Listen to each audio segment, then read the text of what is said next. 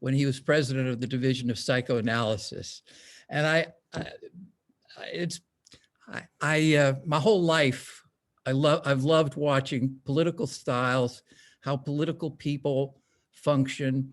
And I spent a good decade working in the midst of it in DC, working for the APA. And I got to watch a number of, famous people who were going about the business of government. And I'd get to see them in, rather personal or odd, unusual, candid situations. And so when I watched Dennis the last couple of years, it's extraordinary, the mindset that different people bring to the task of government. I mean, some of them, you've got to remember, our national organization, people I worked with every day, I know them really well. They got in bed with George Bush and supported the torture program at Guantanamo and the black sites. So we've got that mindset. And then there was Dennis, who I used to watch as president. And the word that comes to mind in terms of how Dennis took to that task was devout. That I got to watch him and I know the seat that he's in, and I know the kind of pressures that were going on and the integrity with which he addressed those things, and the agony I could kind of see him put himself through was unbelievably impressive. And so for Ben Franklin and for Dennis Debyak, I really want to thank people from Philadelphia, because they're definitely two of my heroes. And if you don't mind, I wasn't aware until we signed on today, there's another hero. Many of you, I'm sure, will remember one of the first great psychological, cross-spiritual self-help books by Dr. Jerry Jampolsky. And it was called Love is Letting Go of Fear. And every place I go, I will talk to people my age who will remember reading Jerry's book when they were in college or what have you. And so when I moved on to where I'm living now, Floating Home Community in Sausalito, who lived across the dock, but Jerry and his wife, Diane Cirincione. And my wife has been friends with them for decades. Jerry passed away just a few months ago at the age of 97. And his wife, Diane Cirincione, is a clinical psychologist. She lives across the dock and she's with us here today. So it's not only people from Philadelphia, but there's a lady from across the dock I want to acknowledge too, because what they've done all around the world in terms of really in terms of helping understand that it is possible to assume a loving posture towards other people, no matter what the differences are, is just remarkable. And the integrity with which they went about it. So those are my statements of gratitude, if you don't mind. And I do apologize. I feel like I've sort of invited all of you into my home, and it's hard to serve you coffee or what have you. I thought I would show you, and if Diane could show you from her camera, the other side, you could see the whole thing. But I will show you just the backyard that I'll tell you how I got here a little later, but this is the backyard where we're all sitting today. And when better times come, you can all come out and meet here, and we can talk about the nature of the American mind. So let me, if I could just say that there is a through line to what I want to talk about today. And it is that as a country, we no longer can, we have got to begin focusing on the health of the American mind. And if you look at the events of over the last 50 or 60 years, which is what I've tried to do in the book that I started writing around 2004, 2005, and published in 2008. And if you look at what's been done to the American mind and you put it in the context of how to understand the mind, it makes an enormous amount of sense. And it is the only thing that explains what we've been going through. And there's no one that's more equipped to do that than we are. In the last decade, I think we have wasted so much time trying to explain to people that Donald Trump is crazy and dangerous. And, you know, some of our colleagues wrote very erudite articles about it, and they were worth doing. But it seems to me that if someone needs a psychiatrist to tell them there was something wrong with Donald Trump, then they need a psychiatrist. Because in fact, all you need to know about Donald Trump is incredible amount of self-absorption, exclusively self-absorbed, and a ruthlessness, and there you go. Now that shouldn't be hard, but the story and the question is, why is it that at least 35% of the country, their minds don't see it that way? Now, that is the problem confronting America, is what has gone wrong with the American mind. I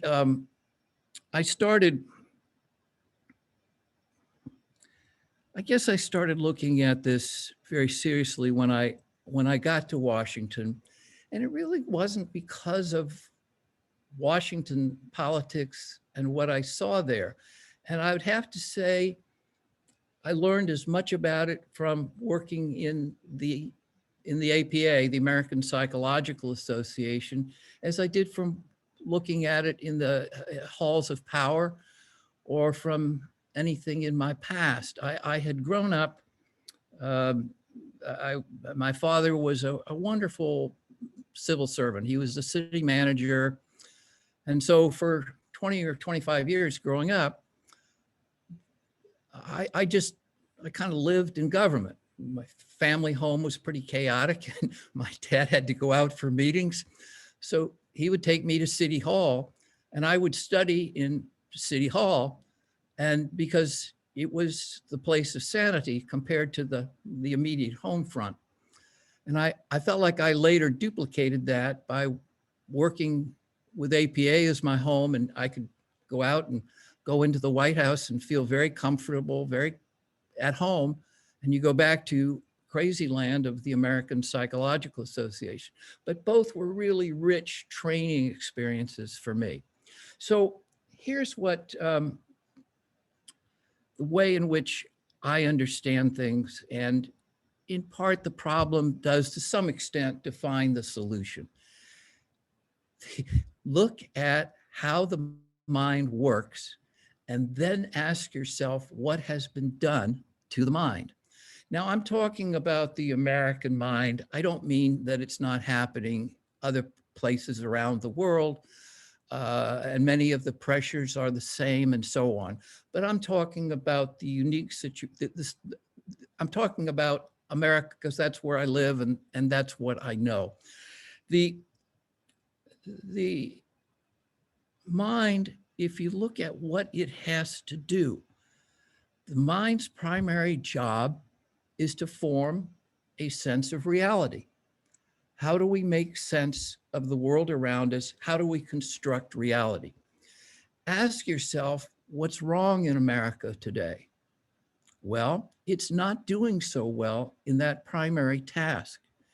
You have millions of Americans who are perfectly receptive to the idea that the country is being run by a ring of pedophiles who are occupying the highest places in government, and it no longer matters whether it's logic or whether it's illogical. Now, why? What is it in the mind? What functioning and organizational structure in the mind is not working? And we have to ask it from that perspective. Now, one of my great heroes was Erich Fromm, and he wrote a book, Escape from Freedom, in which he said, is it possible that there is something about freedom that's simply too heavy for the mind to bear, that wants to get rid of it? And that's what we're seeing in this country. The task for the mind to form a reality sense is overwhelmed. It just is overwhelmed. If you look at what's been done to the mind, I have focused in the beginning of the book on the political things and the political manipulation. And that someone's just said the screen is freezing. Are we okay technically? Oh, okay, all right. Um, if we look at what's been done to the mind, every time there is a change, the mind has to make an adjustment. When there is a change in its intrapsychic arrangement, there has to be an adjustment. And if you look at the pace of change that the mind has to process now, it's stunning. We all joke about needing young people to teach us how to turn on the TV. But the technology problems are massive. That's just to deal with everyday functioning. But what else does the mind need besides time and the capacity to assimilate change? We need firm connections. We just do. We know that. It's fundamental that if we don't have secure connections, we don't do so well. We don't feel well. And when we don't feel well, psychological functioning gets impaired. What's been happening? Well, it's not only that the extended family no longer exists by and large. If I look around at my friends who still move about in an extended family network, they're much more secure than the rest of us who don't. It's on the whole, it's stunning. You not only now have broken up family neighborhoods, but the nuclear family doesn't hold. More than half of the children in this country grow up in a home without one parent or the other. Now, if you look at just what that feels like to a child, we used to talk about latchkey kids. These were kids who came home, and at the time it was sort of the mother wasn't in the home, the mother was out working. And then of course we started to see a phenomenon where there weren't two parents anyway. And so you run into this complete breakdown of the matrix in which life has been lived. For better or worse, it had a tremendously stabilizing effect on the human mind. That is now largely gone. And, if you just look around you at the combination of the pace and the combination of the lack of support from the family support, it is absolutely staggering. And we wonder why some of our young people get so detached from reality. They plug into a violent set. They pick up a gun and go shoot up their schoolmates. And nothing could be more obvious than, of course they do. If the mind is left all alone without any type of support, and in a society that is moving so rapidly, the mind is going to break down. And when it breaks down, the higher level functioning of the mind breaks down, and they can't form a reality. They can't form their own reality sense. So they're looking desperately for some type of rigid thing to hold on to. Now, what Donald Trump did, but it started long before Donald Trump. What Donald Trump did was to come in and tell them, you don't have to worry about any of that stuff. Look at me. Me worry? No. And Donald Trump, every time Donald Trump threw off any type of psychological burden, that's what he was promising these people. You don't have to bear this burden. He was truly Christ-like for them. He was the one who stood up, and he was the one who could defiantly make fun of a person with a disability. He didn't have to struggle with the taxed quality of the mind that wasn't used to doing it. If a mind had been used to the projective support that they felt from racism, Donald Trump said, you don't have to wrestle with your racism. You just give voice to it. It's all okay. If you don't want to have to deal with the way in which you've been conditioned to be profoundly disrespectful of members of the opposite sex, it's okay. Look at me. I can go in and do whatever I want with a woman. I can just pay her off. And that was an exaltation for a lot of white men in particular. And there's a whole issue with the white woman as well.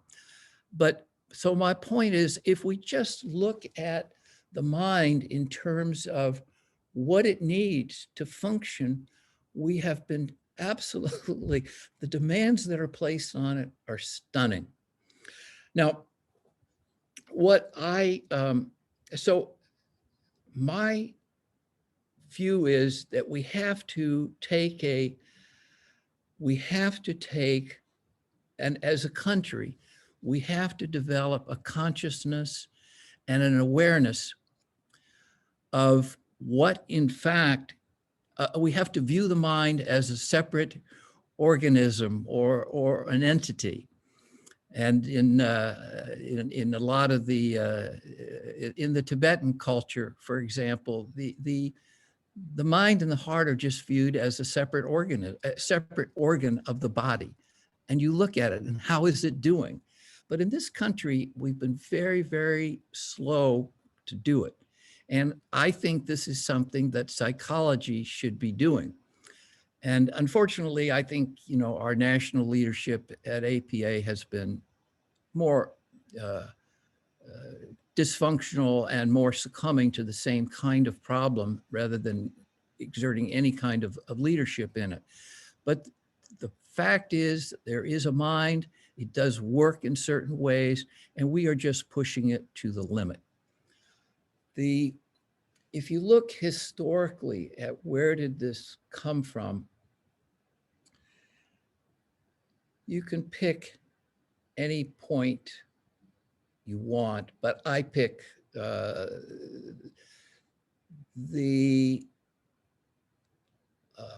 loss of innocence from Nixon and Watergate, but then the unbelievable charm of Ronald Reagan, who had a tremendous ability to convince people that you can have ugly, ugly thoughts and still pretend they're beautiful. And so when Ronald Reagan inherited an America that was badly reeling still from Vietnam, from Watergate, the AIDS epidemic was coming in, poverty, the war on poverty programs had lost political support. And so we had growing poverty, tremendous health crisis.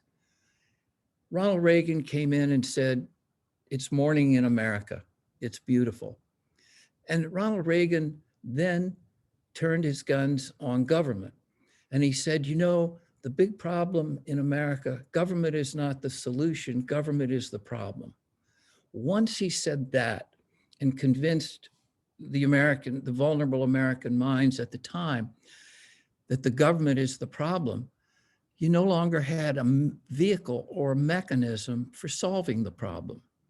And so with Ronald Reagan, you had what I view as the most significant shifting of America away from seeing what government could do to labeling it as the boogeyman, and the word liberal became a dirty word, and even the liberals abandoned it and had to call themselves progressives because the word was so anathema. So you had Reagan in the 80s destroying not only government, but also the tax base. You know, the Reagan cuts and the idea of supply side economics. Basically, government has not been able to do much since then, and those were the two big impediments. But on a psychological level, what was happening, I think, came in the George Herbert Walker Bush. And for me, what happened is we began to appreciate the incredibly destructive, manipulative role that television could play in influencing the American mind. We first stumbled onto it in 1960 with the Kennedy-Nixon debates. We were so lucky with John Kennedy because what we voted for was charisma and charm and seductiveness. And the comparison in terms of experience, Nixon was so much more experienced. And we were lucky that, as it turned out, Kennedy was stable, particularly during the Cuban Missile Crisis.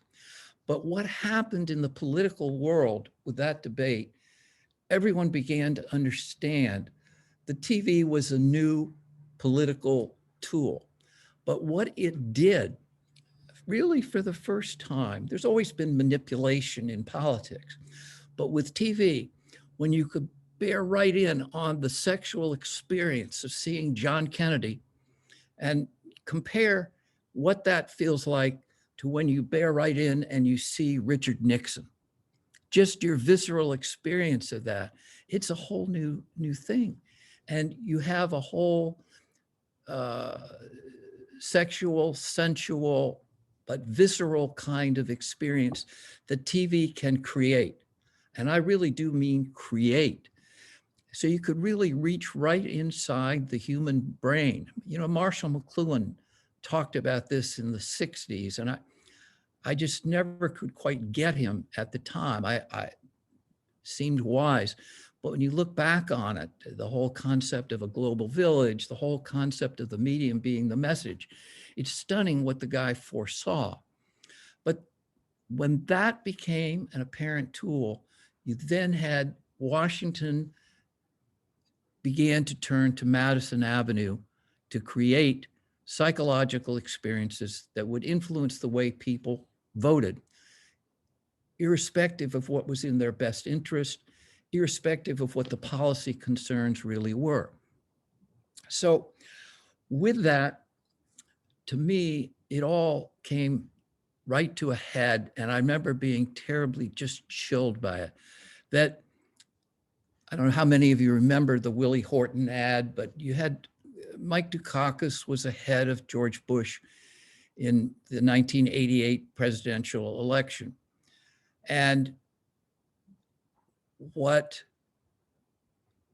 Bush did, he developed an attack ad, the beginning of the really effective attack ads. And he took a frightening looking black guy named Willie Horton, who had been furloughed from a Massachusetts prison, drove to Maryland, raped a white woman at gunpoint. And I forget if he killed her husband or what happened, but it was terrifying. It was this trifecta of taking racism, fear of violence and crime, and God only knows what mix of sexual black-white fantasies were floating around in American minds. And you just then threw all that at the personhood of Mike Dukakis, who never could recover. That ad was so contrived, and I can remember just being chilled. And then just a few years later, the guy who really oversaw it, a guy named Roger Ailes, started Fox News. And Roger Ailes had been a political consultant to Richard Nixon, to Reagan, and then he helped set Bush up with the campaign design. And then he realized he hooked up with Rupert Murdoch, one of the richest men in the world, a media mogul, and they realized they could set up their own full-time propaganda network, and that was Fox News.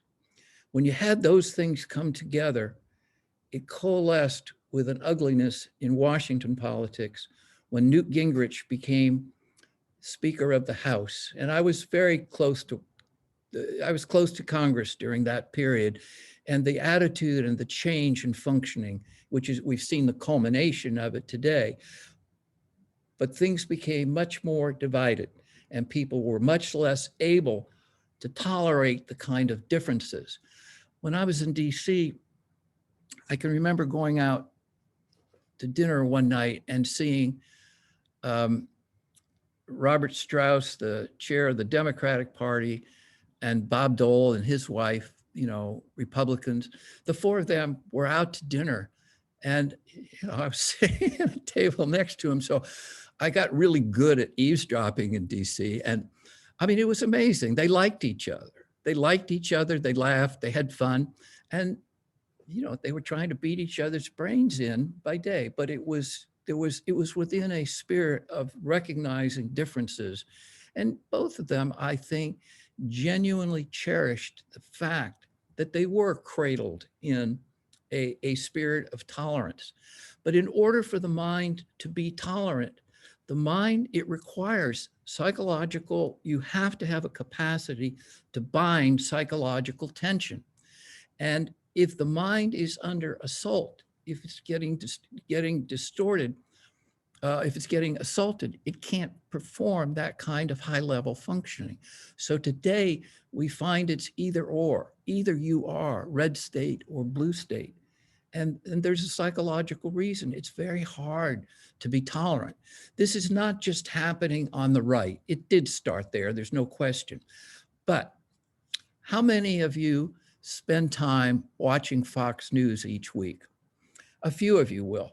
I wish I could have a show of hands, but I will preempt the response and say most of you do not. And most of you will have a response that says, I can't stand it. I force myself. I fight through that feeling, and I watch 10 minutes of Fox News every week because it's just stunning how different, and it's a totally separate world. So we are America that's moving like this.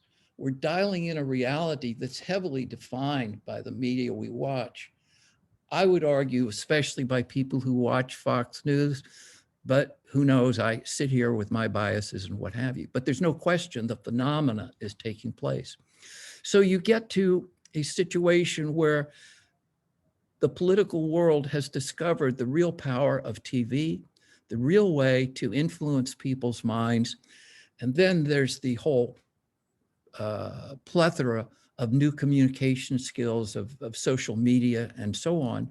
And it's just stunning, the fragmenting effect it has on how this mind comes together, how it works.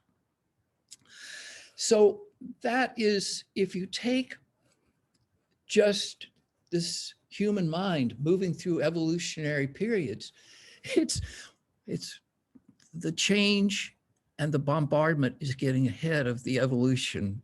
There's a Far Side cartoon, which I just love, of it's a speaker at a dinosaur convention, and the main dinosaur is speaking to the table of people, much like I'm speaking to you guys today. And he says, the future, ladies and gentlemen, is very, very bleak. The climate is changing. The mammals are taking over, and we have a brain the size of a walnut.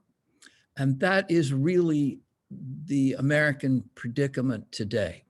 So you take this vulnerable mind, and then you run it through what's been done to it by politically motivated operatives, and it doesn't have a chance.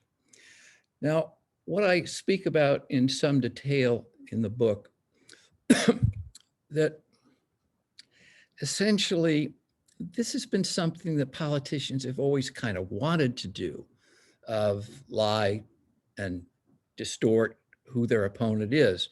But they've never had the power to do it until the last 3 or 4 decades. And so you focus in on certain targets. And if you look at psychological states that can disrupt the functioning of the human mind, those are the real battleground states in America. They are states of mind. And you have tremendous expertise now with media consultants at how you can disrupt a mind and move it in a different, maybe less functional way. And one of the both frightening and sort of satisfying developments is to see the way some of the real leaders in this area are now being devoured by the monsters they've created. You know, Fox News is being outflanked from the right now, which is quite remarkable. But it also reflects the deterioration of the mind itself. So what do? I've identified 3 battleground states that I think have been absolutely present and absolutely determinative in every national election, and increasingly in these, you know, we now spend more for a race for the United States Senate than we used to spend for the presidential campaigns. So, but these states, the manipulation, and I talk about 3. And what I try to do in explaining this to more lay audiences than you folks are, is to try to make it compelling so these states, so they get it, so they can understand what it means. And I start with paranoia. And I think that, you know, our country's reaction to 9/11, I lived through the Cuban Missile Crisis. And why was 9/11 seen as so much more significant than the Cuban Missile Crisis? I mean, we were living for a few days thinking that we were all going to be incinerated. It was really, really bad. I was a junior in high school, and I remember it very clearly. And in 9/11, they flew those planes into the buildings. They killed 3,500 Americans, and we went into a state of national trauma. Now, I honestly think the answer to the question I'm presenting is that it was the violation of our personal borders and boundaries, that it was that made us so traumatized. And for me, paranoia, the mind has to both look out and it has to look in. And in fact, what's inside is every bit as vast as what's outside. So it's got this thin membrane that has to serve both functions, has to both look out and look in. And when you have airplanes coming across your borders, burrowing into your big buildings, knocking them down, and it all happens on TV, it is the psychological equivalent to having a sharp stick driven right through your eye. And that is a very horrible psychological experience that destabilizes people big time. And it is that form of paranoid destabilization. That's what Trump is doing with the border security. I mean, I live with a lot of the Latino population. And I mean, for that community to be labeled as gangsters and rapists and so on is obscene. But what he's trying to do is to get people to where the paranoid, they're scared that something is out to get them, and they have a vague feeling of discomfort. That mechanism has always been present in America more than most countries, because we did have this fortress, you know, we were safely protected on both sides. We could dominate the indigenous groups that we inherited when we came in here. Excuse me, Bryant, Yeah. I'd like to just quickly say, I'm wondering if we should stop right here and see if there are any questions. And if not, then we can keep going for a little bit. That's fine. Yeah, that's fine. Well, alternatively, the other two battleground states, you could mention them. Let me just say, I do the same kind of analysis with paranoia, sexual perplexity, and with envy. And I think if you take the ways in which I define that, you can look at any election in this country and you can see how those three things, which are tremendously destabilizing for the mind, get played upon. And so people vote on the basis to try to fix the disruption they feel in those three psychological states. So yeah, let's do turn to questions, and I can come back to those if need be. Okay, great. So if anyone has a question, you can type it into the chat and direct it either to me or to Rebecca.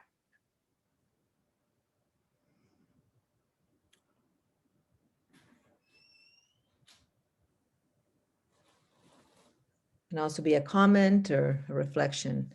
And if we don't have any, we'll just continue until break with Brian.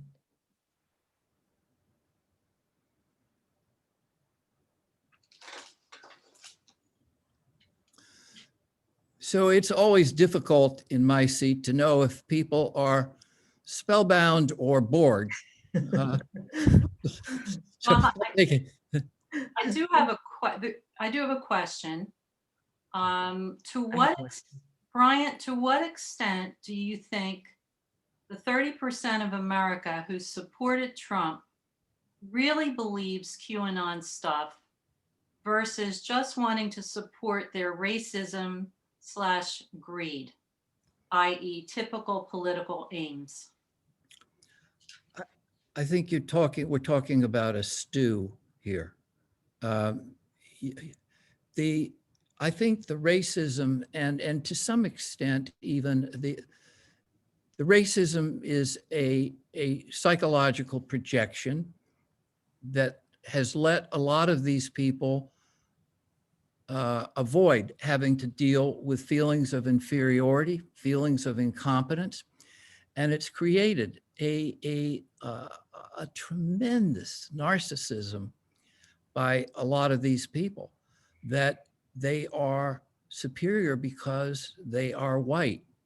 Now, when you take that away, I'm saying the whole mental apparatus ratchets down 2 or 3 notches. And one thing that is a casualty there is their ability to form an overall gestalt that they call reality. It doesn't really matter so much if the reality is true or false. What matters is that the holder of that reality can feel like they know what's going on, even if, it lets them shrug or hitch up their belt and feel like there's something special about them. So they are then very prone to taking a reality from someone who's making them feel good in some other area. So what Trump put together is a package. Yes, go ahead and indulge your racism, hate people who are from a different country, and treat them as animals coming across the border. You are superior. So it is a package. The racism was a defense. He lets them have that. He tells them that they are really superior because they are white. And he takes some of their anxiety and their fear about being marginally adequate at best and says the problem is there's some brown person coming across the border in Texas. And,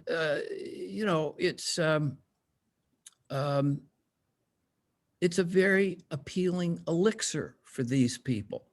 Now, he's robbing them blind and he's neglecting them and There are no government services for them, but hey, the drug is there and that feels good. It's ecstatic.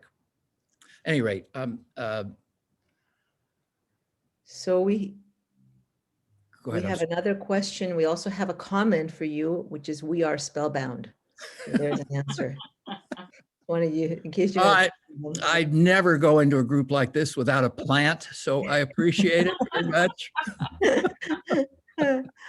But David is interested in hearing more about the discussion about the TV as a new political tool, since his clinical work is with young people, and he thinks a lot about TV and social media and all the violence and hatred there. Yeah, I do spend a lot of time in the book talking both about Fox News and the formulation and the media, both separate. Let me try to set it. Let me try to give you 3 or 4 more comments. It's a little bit of a run-on comment, if you will, and then I think we're kind of at a good stopping place if this works for you folks. The thing that I'm trying to show is how we manipulate the mind, and then there are the people who are doing it. And this is the question about TV. There are political gaslighters. The original title of my book was The Gaslighting of America. And I sent it, it was the first book I'd ever done. I wanted to get a legitimate publisher. And they, in their wisdom, told me that the concept of gaslighting would never catch on in America. And so we came up with the title of The State of Confusion. But they're gaslighters. And if you look at the destruction of mind, if you look at Karl Rove, who I talk about a lot in the book, who was Bush's main political guy, the thought that went into the political manipulation at that time was sophisticated. It was bright. It was kind of ingenious in a sick way. But then you look at Trump with Kellyanne Conway. By the time the American mind had gotten to the Donald Trump era, the standards that it insisted upon to be manipulated were completely, it was nothing. You didn't have to have anything sophisticated. Kellyanne Conway used to stand up in front of people, and she was doing kind of an as-if performance. It was like a pantomime of someone making a rational argument where there was no substance. You didn't have to, you just acted like you were saying something. You nodded, used the right kind of physical gesture, and that sufficed for millions of Americans as an answer. And when I was at APA, and this was in the mid '80s. It was one of my first exposures to media people in terms of what TV can do.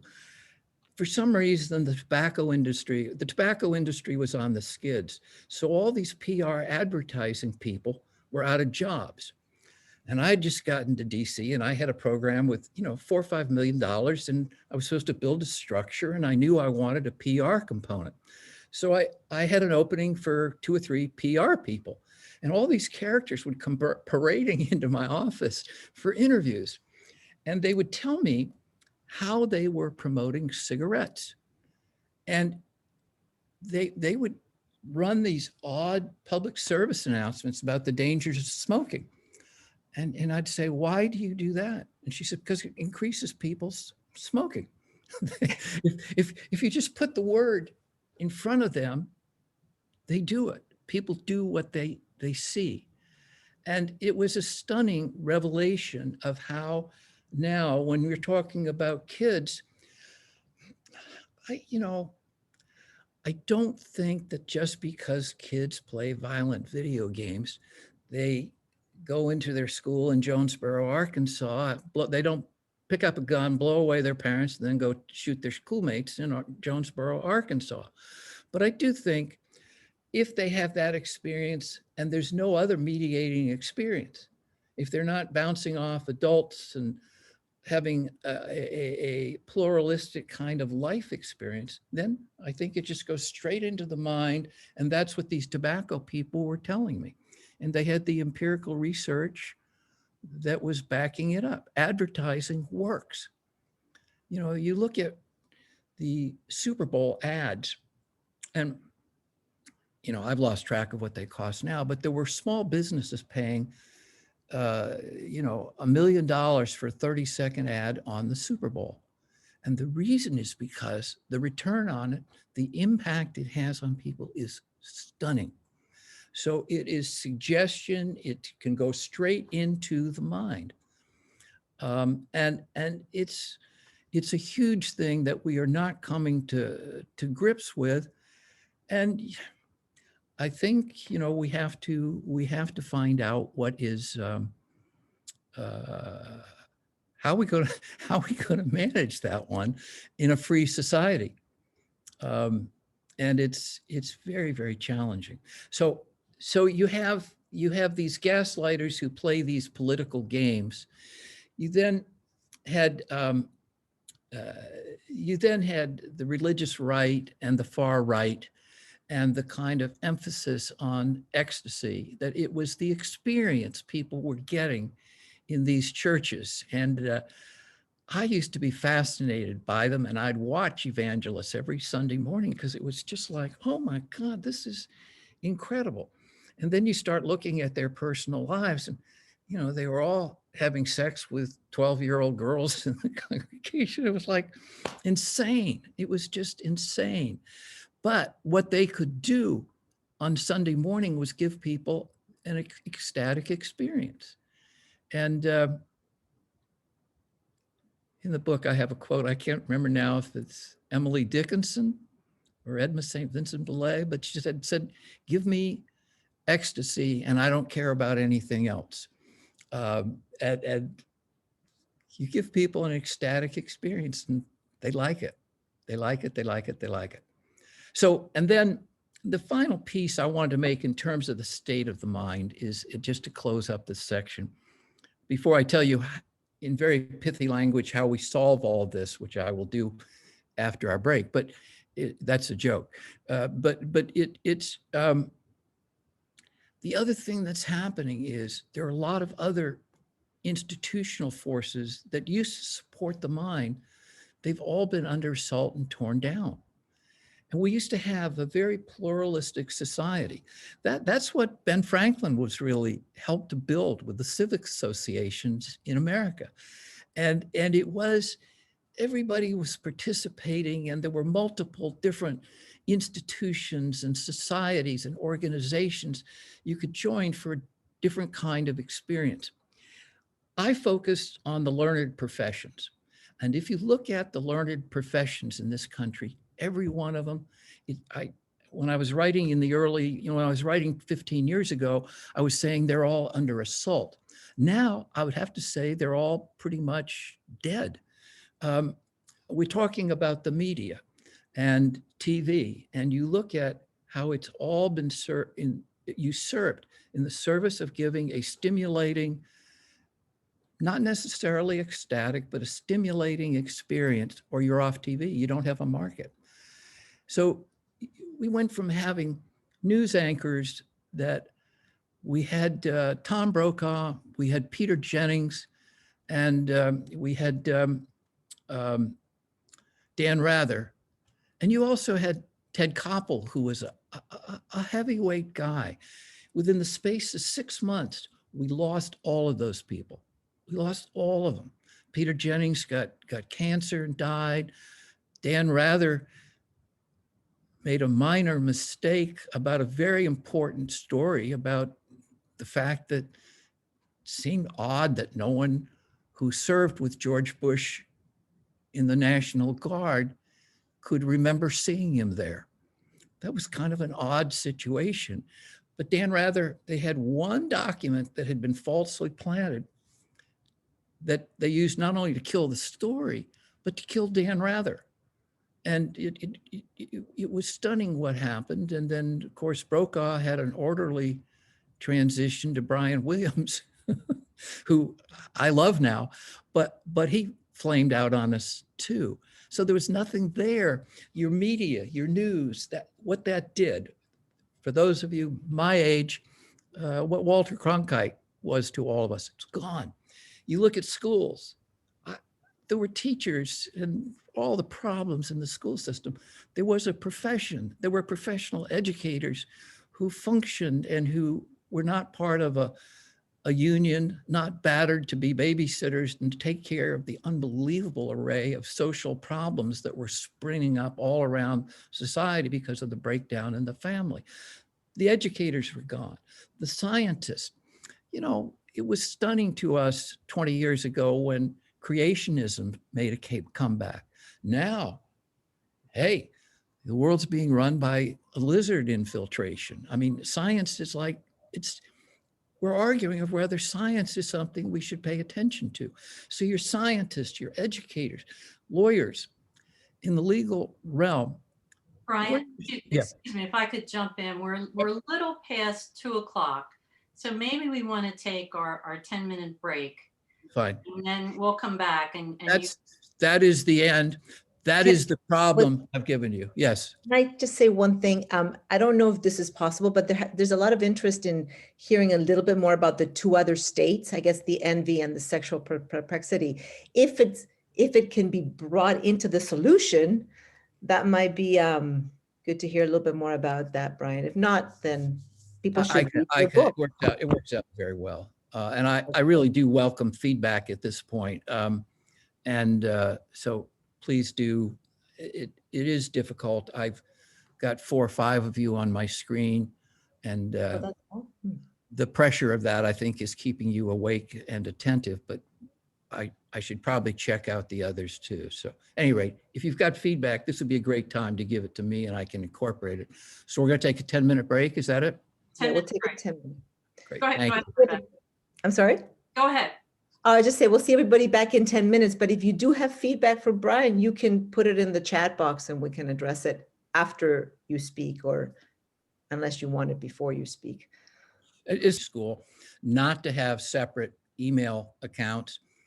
And that was a much bigger crime than Donald Trump ever committed. I mean, yeah, okay, he put Russian agents in charge of our national security operation a couple times and seemed to be owned by the Russian government.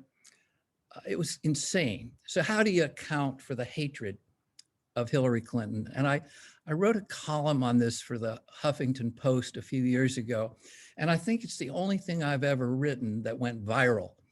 It was stunning. And the issue is just, why do they hate her so much? And for me, if you look at the 3 battleground states, Hillary had them all. The biggest thing was the second battleground state was sexuality or sexual perplexity. And you cannot find an election that did not have an attempt to target this destabilizing effect you get when you get people wigged out around sexuality. And whether it's Clinton, the way the blue dress with the presidential semen on it just hung over Gore's campaign, or the way the gay rights issue, you can take voting, you can study voting patterns in Toledo, Ohio of Black males. And it seems very clear that when Ohio put the anti-gay marriage measure on the ballot, that brought out, that turned the state of Ohio for Bush over John Kerry in 2004. And you can always find, this is the bathroom issue now, that if you, the idea of gender fluidity is tremendously threatening to a lot of people, just like the gay issue used to be tremendously threatening. So if you get people in this area of psychological instability around the area of sexuality, of their sex role, of the influx of sexual stimulation, it preoccupies them. And it's the same as the stick in the eye with paranoia. If you're rattled about sexuality, if you have a feeling that some gay man is about to descend on you or whatever, and then you start talking to people, to voters about school for their kids, they don't pay yet much attention. So the idea is you get them focused on this issue, what are called wedge issues, which, yeah, they are, but I don't think that gets the psychological dynamic of what they're doing. They destabilize, people become obsessed with, getting rid of that psychologically destabilizing element in their lives, and they don't pay attention to anything else. And that's what was going on with paranoia, and it's what went on with sexual perplexity. And with Hillary, I don't care what anyone says. When you look at it, the reason she was not elected and the reason she was hated is because she destabilized our expectations about women, gender, roles, and who we were taking orders and directions from. And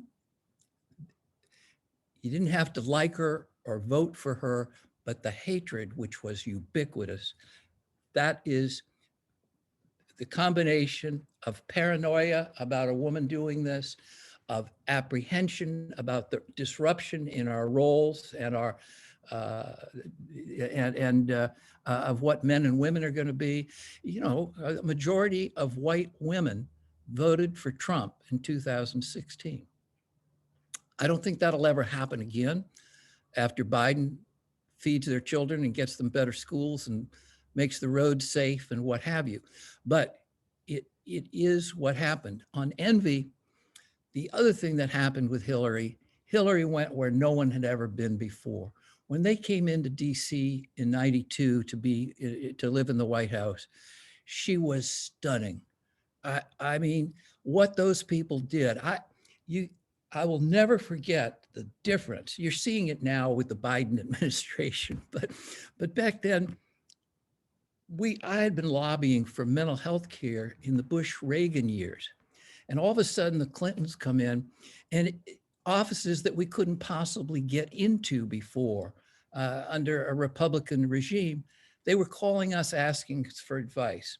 You know, the Attorney General, Janet Reno, calls, she's going to revise juvenile justice laws, and she wants us to come in and talk to her about this mental health implications of it. It was just stunning, the difference. And Hillary Clinton just personified all that. It was really stunning. Her star rose, and then boom, they came at her. They just came at her and just whacked her. Same thing happened to Tipper Gore. Tipper Gore was a lovely woman our age. She was a mom. She was a psychologically minded, and you know, she started listening to children's music, the rock music. And you know, it wasn't like when you and I were kids and Louie came out and they make some reference to sex. This was really explicit stuff that most parents in suburbia had never listened to. And Tipper did, and she said, hey, this is awful. And the record industry and the whole world descended on her. So you get a woman who is trying to play a role like that. Every person in America is incredibly indebted to Hillary Clinton for the abuse she absorbed. And I mean, she did. It was incredibly unfair. I saw a picture of her the other day, and you know, I guess I met with her maybe in 92, 93 in there. And what, you know, the burden this woman carries that you can just see all over her being is just awful. So she got hit with, but at the time, the point I was making, when her star went up like that, the envy was brutal. It was just brutal. And you had everyone shooting at her, bringing her down. So she had gender perplexity, she had paranoia about control, and then she had envy and the rage with envy. And one thing about envy, you'll see, no one acknowledges that they feel envy. No one will acknowledge envy. So what do? You attack the person's character. It's not that you're envious of what they have. It's that they got it in some nefarious, illegal, unfair way. And that's the cornerstone of all negative advertising as well. If you look at it, that's what happens. So at any rate, those are the three battleground states. How did it, an example of it was that election. There are a whole bunch of others that I talk about. So you may then say, okay, so what do we do about it? And I have a comprehensive global explanation that will solve all of our problems, but unfortunately I only have 18 minutes and I'll have to just give you a sketch of it. That is a lie. In the first book, one of the questions which is what I've described to you, a lot of people said, well, what's the solution? And I was troubled with that. And I would have to say, since that time, my main thought has been, what is the solution? And it has two dimensions to it. On the one hand, there are certain obvious things we can say about it. Some of the pressures we talked about in the mind. But at the other end, I really think it raises the deepest issues about our work. And I was drawn to psychoanalysis, when I was in law school. It didn't seem like a way I wanted to spend my life. And I was really very drawn to psychology. And there was some Buddhist stuff that I was interested in way back then, but the only game in town was psychoanalysis. So I studied psychoanalysis, and when I was blocked in doing it, I fought very hard for the right to do it. And I think it's wonderful, but there is more. There is more in terms of therapeutic action that we need to be open to.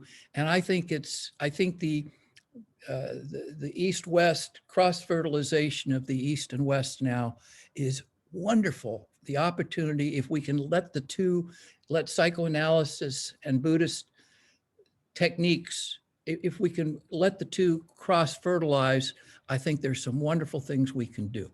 So what is the solution to this problem?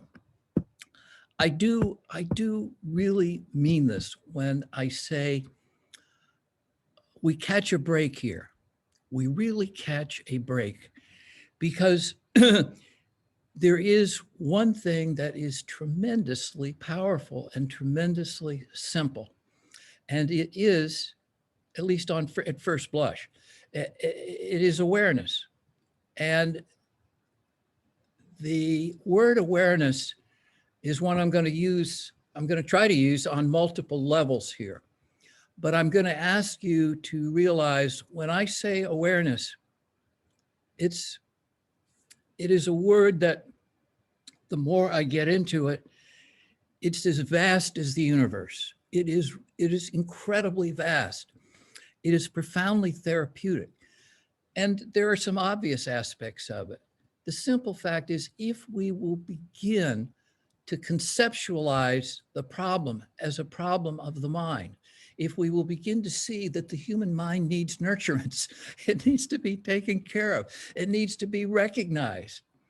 And the American mind is, as I said at the beginning, has been battered. But if we will begin to notice that it's battered, to notice what the embodied experience of being battered is, to notice what it's like for a school child to come home and there is no loving adult there. There is no parent to put out cookies and milk. There's no parent to help them organize their world. It is bleak. And it becomes a chronic bleakness. It becomes an existential bleakness. If we can begin to understand and bring into our conscious awareness the cost that we extract from the human mind with some of the economic decisions we're making, or the economic decisions that just we don't even know we're making, the awareness, just the awareness helps fix the problem. If you can name it, you can tame it. It really is true. Now, is it a cure-all? Well, it depends on what we mean by awareness. But if you look at the problems we're taking, and I've developed kind of a bizarre sense of humor, in case you haven't noticed, with this kind of material.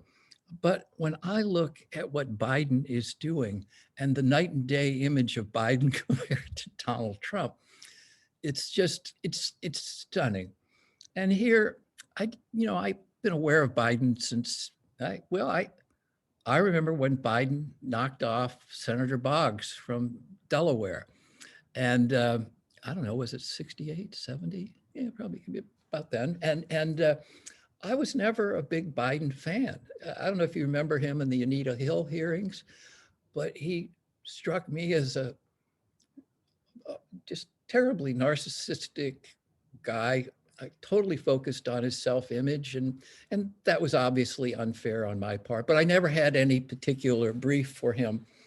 And then you look at what's happened to the guy in his life and the suffering that's all over him. And he reminds me now of the Mothers Against Drunk Driving, of these poor mothers who have lost a child, and they have turned to a profoundly spiritual service solution to it. And it's the only way they've been able to find comfort in their lives. And that's what Biden is to me at this point. He is a very experienced old world Paul. But what he's doing is he's coming in and he's going at particularly the economic and bigoted kinds of barriers in our country. And it's obvious when someone is victimized by injustice, it is traumatizing. I was always, as a kid, I thought what I was interested in was justice, and that's why I wanted to be a lawyer. And I am, and I was, and that was true, but I couldn't quite get why it was driving me so crazy. And it's because it is. It's just when injustice is a psychologically traumatizing experience. And to the extent it happens throughout our culture, we are all walking around more traumatized. So fixing these social, making ourselves aware of the mind.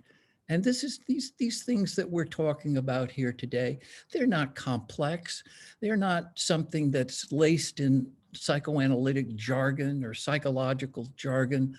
I think they're really simple kinds of things. I mean, I talk to people in all kinds of different organizational settings and what have you.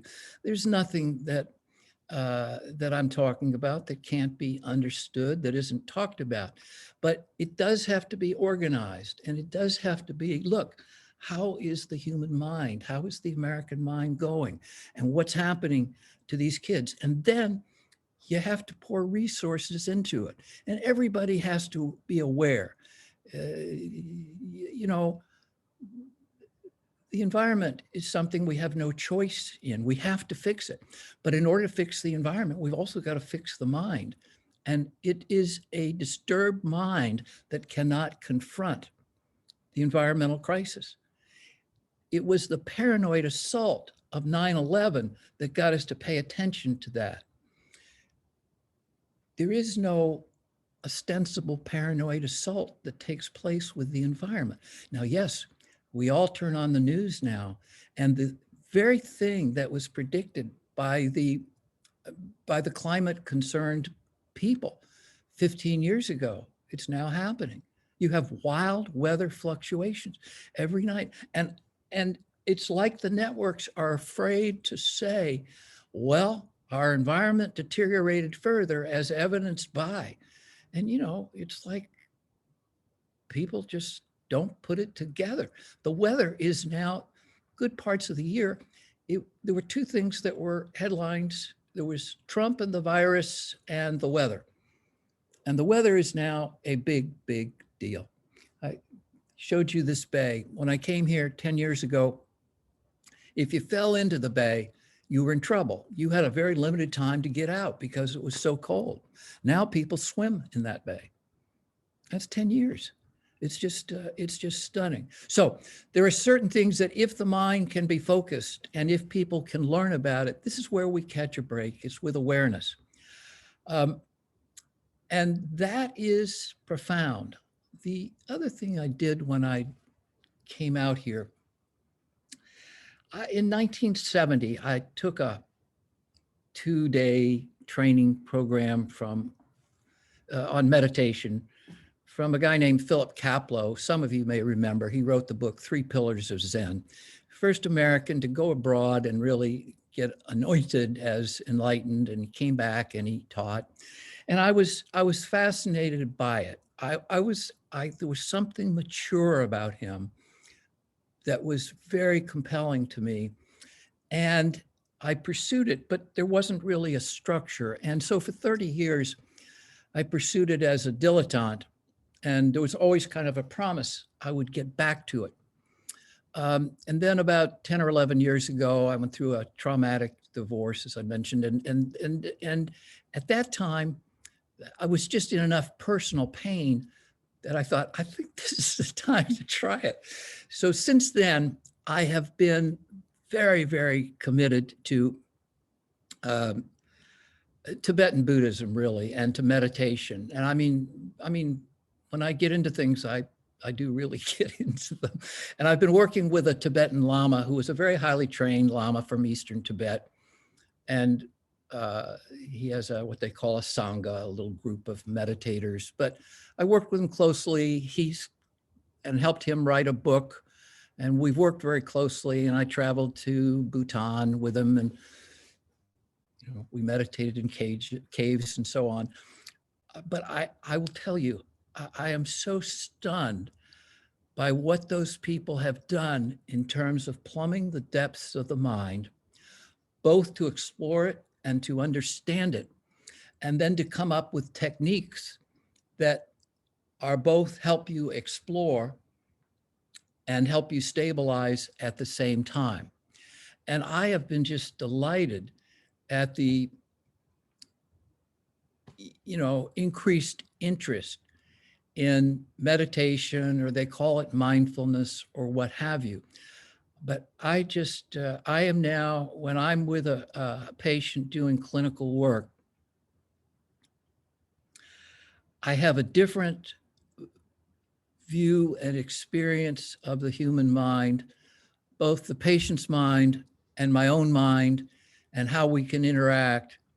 And I sit in kind of the same format I always did. I have a patient that I used that was a control patient for me in the early 90s when I was doing my training at the Washington Psychoanalytic Institute. 20 years go by, and 25 years go by, I didn't hear from him. And 4 years ago, I get a call from him that he's not been able to find a therapist, and any chance I'd be willing to work with him over the phone or something. And I said, well, where do you live? And the long and the short of it is he lives a short bicycle ride from me.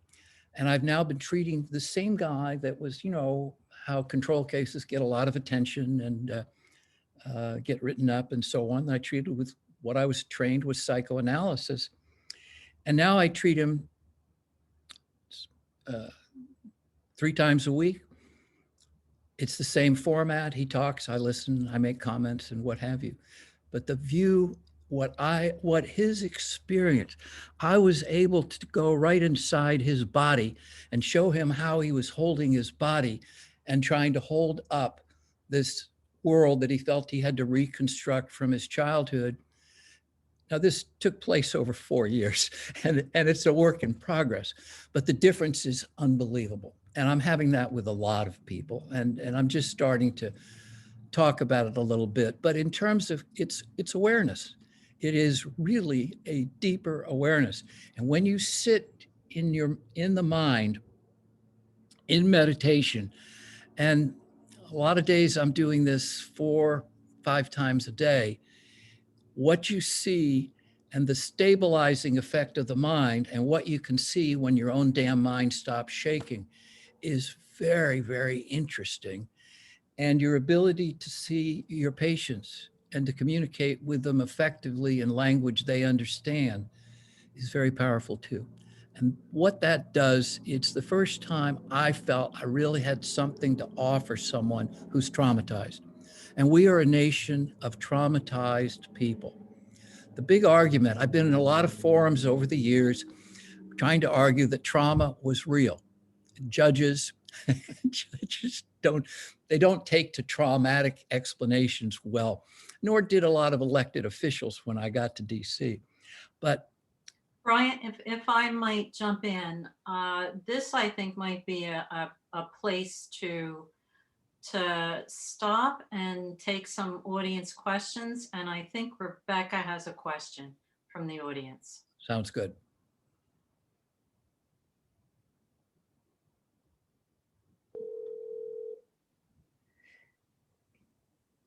Actually, Linda, why don't you ask the person whose question I have stepped out for a second. So why don't you ask Okay.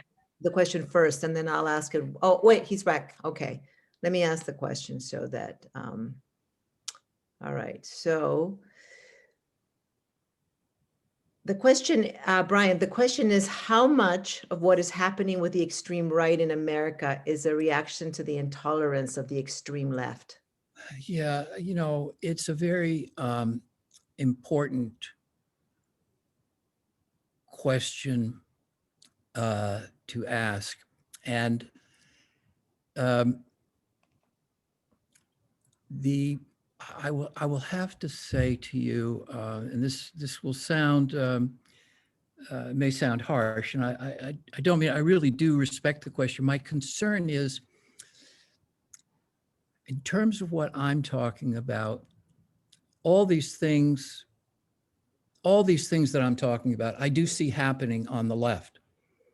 I'm sorry, but we do have people who are using political correctness and are using racism, sexism, homophobic kinds of histories as an excuse to in an authoritarian way, beat on other people. That is going on. So when I talk about the right, my concern related to this question is I do see a similar kind of thing beginning on the left. So, however, my experience with clinicians who get into politics, and I see this, there were a lot of good people who have sort of gotten active in the APA, and they're wonderful people. They go into APA trying to change it, and APA is masterful at taking their guilt, turning it against them, convincing them that we should all sing Kumbaya and everything will be okay. And then they achieve nothing. And the APA today is probably worse than it was when the whole torture episode was exposed. And that's in spite of the fact that there have been some very good people who've gone into it. But what happens is they are clinicians, and they're not used to people acting to seduce them and to be nice to them and to act like if we all make nice, we'll get along. So I am concerned, I would say, in terms of this question. For that reason, I feel like we worry a little too much about it. Now, please remember, the question itself is a very important one to answer, to ask. And yes, we need to watch what we're doing. We need to watch to what extent are we humiliating these people. And I'm sure there are ways it can be, there are examples of it. But I'm more concerned, let me put it this way. I don't think the people that broke into the Capitol are people that we can really work to bring around to a kinder, gentler disposition towards things. So I think it's like Biden says, if you get enough people wanting to do the right thing, you can get it done. And I think that's where we are. I don't think we're the big cause of what's happened on the right. Did we lose track of the economic needs? And, I think a lot of people are saying this now. Yes, we have neglected the economic needs of middle and lower middle class American workers. Huge. Yeah. Okay. Why don't we take another question, Bryant? David Ramirez raised the question, staying in the psychoanalytic frame for a moment, do you think there's a place for the idea of the social unconscious and that it might be subject to the same vicissitudes of the individual unconscious? David, if you're asking me, I guess the answer would be, I don't know. In some way, and I don't know if you're talking about a Jungian social unconscious. I just haven't asked myself the question. And if I did, I would get a blank response from myself. I don't know. So you will trust in the integrity of the answer I've just given you.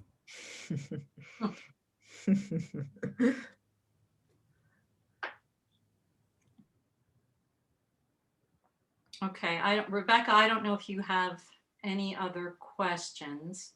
I don't have any other questions in my chat box. Okay, Bryant, you were just starting to address the idea, a question actually that I've had in my mind for the last 5 years, and it's how do we reach the Trump supporters? How do we reach the people that are so deeply into a certain mindset? I mean, how do we increase their awareness? Because trying to present facts has not worked. Right. So I'll just stop there. No, it's a very good question. And it is what I was saying. It's what I was trying to suggest when I was talking about Biden. I think the way I would look at this is we're trying to do, we're trying to remove the pressures that I talked about in terms of the mind. And I do think a huge pressure is economic fear.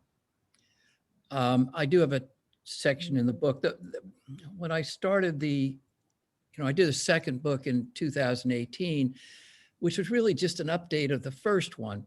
But I had started to write a book called Fear Itself, and talking about in hopefully a way that was sort of in lay language, what fear really does to the mind. And it was FDR's comment at his first inaugural speech in 32. He said, "We have nothing to fear but fear itself." And it was true. And I remember some very bright commentators, TV commentators saying, it was a phrase that had no meaning. It was absurd, but he nonetheless sold it. Well, it wasn't meaningless. It wasn't absurd. It was, we get paralyzed by fear. And then, if the buzzards are circulating and you're paralyzed with fear, you're not going to fare so well. So I think that addressing jobs, healthcare, and easing the fear that's confronting the American family is a huge first step. I also think having a president and political leader who is not full of bombast and where the contrast is apparent is really, really helpful. So we cannot talk our way out of this or reason our way out of it. It is, I think, Biden has a chance at coming in and, for decades now, everything any Democrat proposes has been leftist, radical leftist, socialist, programming.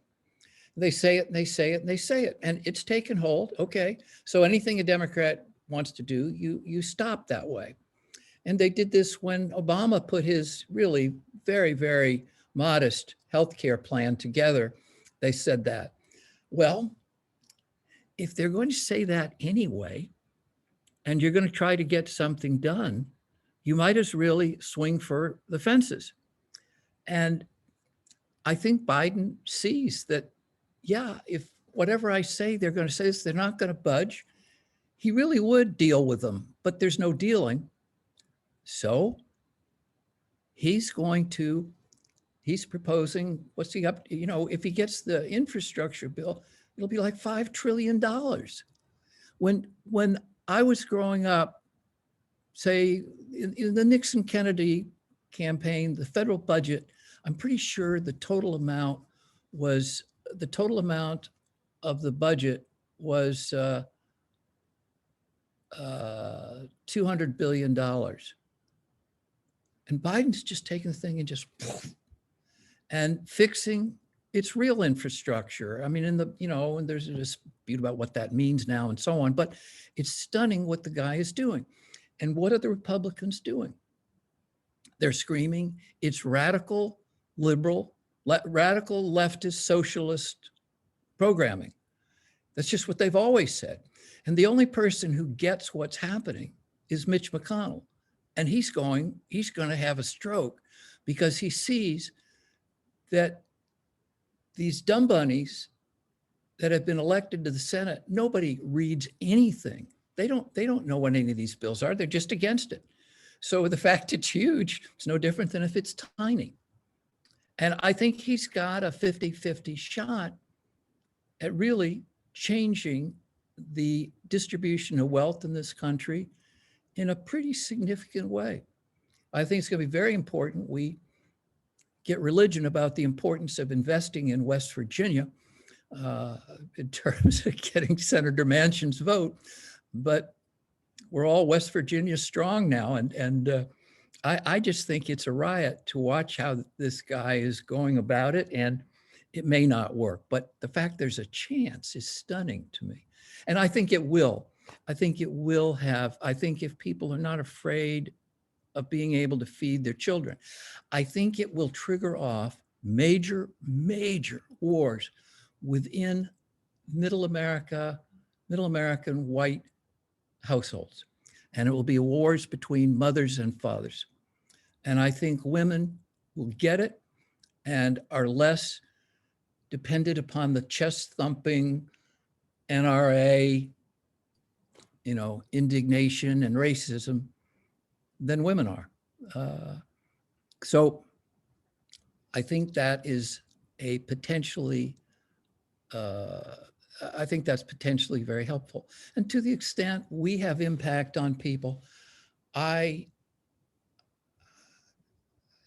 just think that the integration opportunity we now have with the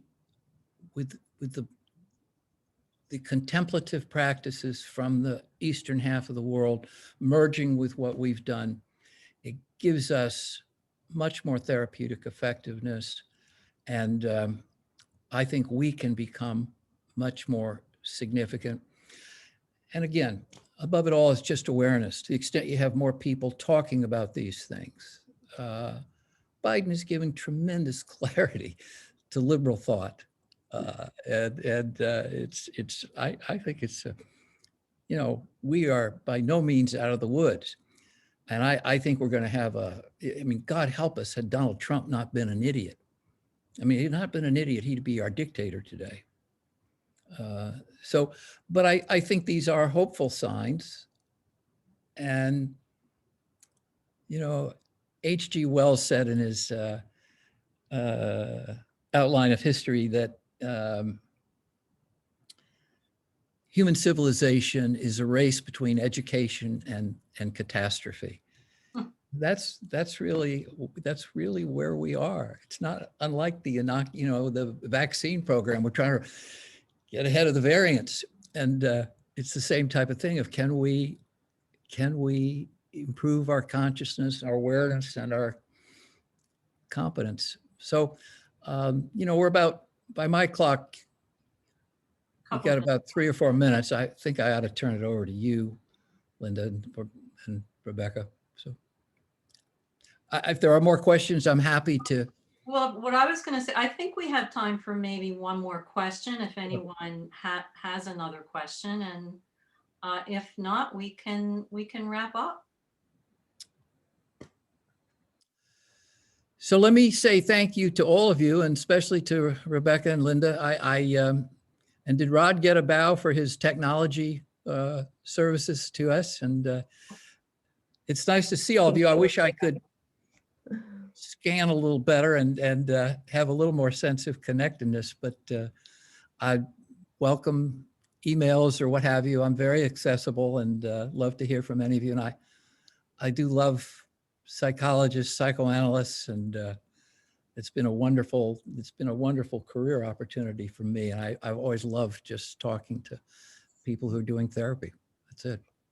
Brian, on behalf of all of us here and the PCPE board and all of us, I mean, we give you our heart and mind full felt gratitude Thank for you, your Rebecca. generosity today and for giving voice to help us all try to recover from the confusion and the trauma of the last few years that we have felt. It has not been a small thing, and No. and just really lots of gratitude for your voice in this. Thank you. Well, thank you, Rebecca. I appreciate it very much. And it really has been very nice meeting with all of you. And I'll look forward to any future contact we have.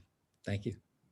It's been delightful. Thank you, and thanks to everybody for coming and for your questions.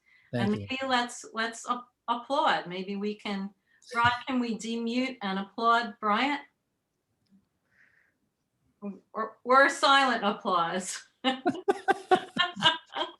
tell you, the Buddhism stuff, I just take it all in vibrationally, and you're only 3,000 miles away. No problem. Got it. Thank you. All right. Thank you. I'm going to end with a little PCPE plug to let everybody know that there is an upcoming program starting on the 21st of April. And it is, it's a virtual reading and dialogue seminar with Bonovitz, with Christopher Bonovitz, just remembering his first name. And it's called Development Through the Lifespan, Temporal Unity and Fragmentation and Its Influence on the Developmental Trajectory. So if anybody's interested in that, they can go to the PCP website. I put the URL number up there, but it was at the very beginning of all the chats. So I'll just put it again here. And I just put it up there for everybody. oh, you did? Okay, wonderful. Okay. Thank you very much for being here, everybody. It means a lot. Thank you. Enjoy the rest of the day.